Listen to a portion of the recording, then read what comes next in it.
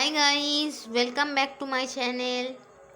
চলে এসেছি আবার একটা জলখাবারের ব্লগ নিয়ে। ঠিক আছে বন্ধুরা, এই দেখো আজকে আমাদের বাড়িতে একটা গেস্ট এসেছিল। গেস্ট বলতে আমার বড়দি।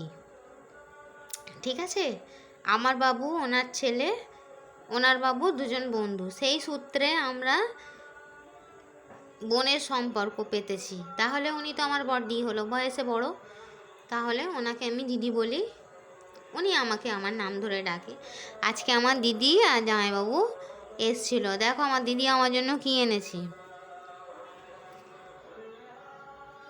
এটা হচ্ছে আজকে নবী দিবস উপলক্ষে পায়েস করে এনেছে। দেখো,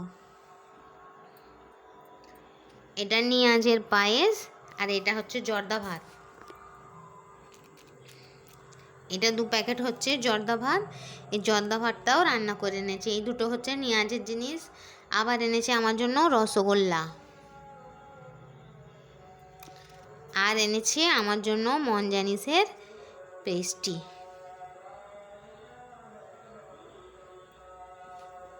অনেকগুলো এনেছিল জানো তো বন্ধুরা, 1 বাক্স ভর্তি পেস্ট্রি এনেছে।